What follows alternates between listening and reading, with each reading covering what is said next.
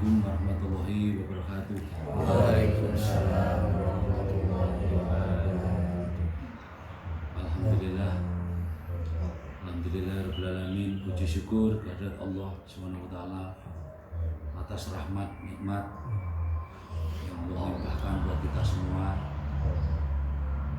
yaitu nikmat sehat, nikmat waktu, nikmat kesempatan, nikmat rezeki, nikmat ilmu. Banyak nikmat Allah yang setiap saat dan waktu selalu dilimpahkan buat kita semua. Mudah-mudahan kita mampu mensyukuri dan mampu menikmati semua nikmat itu. Kita aplikasikan rasa syukur kita di dalam tindakan kita, yaitu untuk lebih menerima, lebih berusaha menempatkan sisi-sisi yang mungkin tidak pas, tidak baik untuk kita. Disitulah rasa syukur itu harus kita ucapkan dengan lisan, perbuatan, pikiran, perasaan dan hati kita, yang kita lontarkan dengan ucapan Alhamdulillahirabbil alamin. Pengaplikasiannya adalah di dalam tindakan yang nyata. Kita selalu bersyukur dalam keadaan apapun. Mudah-mudahan Allah selalu ridho untuk kita semua. Amin. Salam dan sholawat tidak lupa kita panjatkan kepada junjungan kita Nabi besar Muhammad SAW atas bimbingan dan perjuangan beliau sampai saat ini, detik ini. Mudah-mudahan kita mampu membuat sunatul rasul, mencontoh apa yang sudah beliau perjuangkan, beliau korbankan dengan agama yang kita pilih, yaitu agama Islam. Semoga selalu bermanfaat, menambah keimanan kita. Amin ya Allah ya Allah.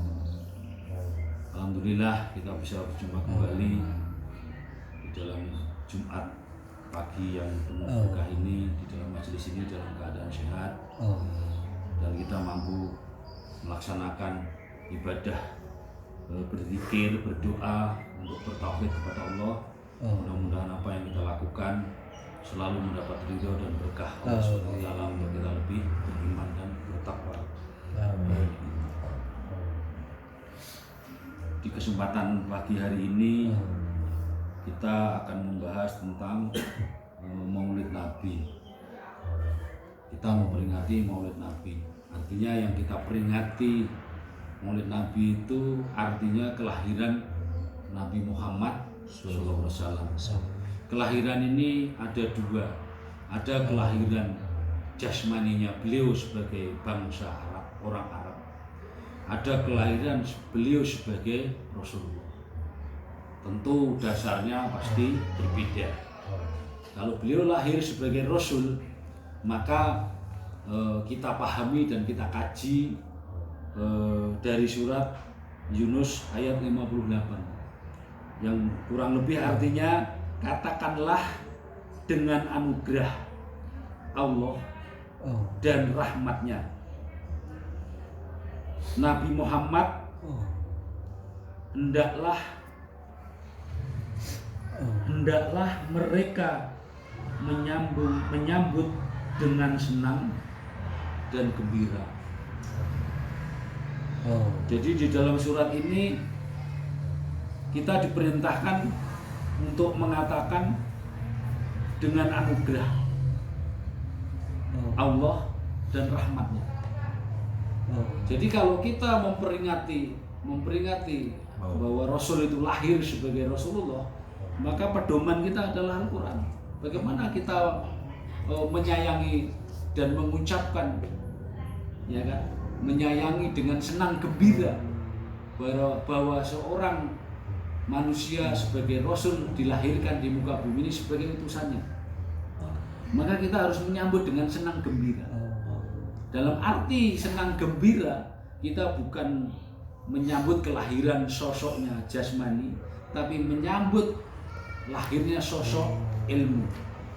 Maka di situ katakanlah dengan anugerah Allah. Tentu anugerah Allah di sini adalah kalau beliau lahir sebagai Rasul adalah ilmu.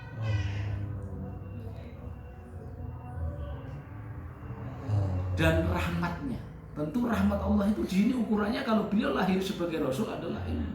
Nah, bagaimana kita menyambut anugerah ilmu dan rahmat ilmu tadi?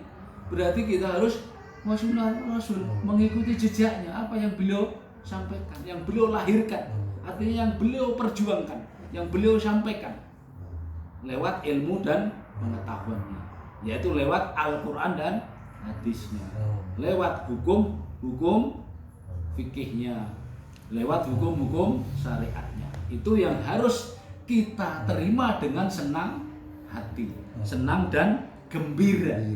Bukan gembira secara jasmaninya Muhammad, tapi gembira karena menerima ilmu, rahmat, anugerah dari Allah Subhanahu wa Ta'ala. Itu yang harus kita terima. Apa contohnya kita senang gembira menerima anugerah dan rahmat Allah? Lewat Rasulullah yang beliau dilahirkan sebagai Rasul. Contoh, kita diajarkan oleh beliau untuk selalu ingat kepada Allah. Berarti kalau kita diajarkan untuk selalu ingat kepada Allah, kita menerima ayat itu harus senang dan gembira. Kalau kita menerimanya senang dengan gembira, tentu kita namanya orang senang dan gembira, tentu tidak ada perasaan males, tidak ada perasaan ngantuk, tidak ada perasaan jengkel, tidak ada perasaan lelah, tidak ada perasaan jenuh. Itu tentunya kalau kalian menerima dengan senang gembira.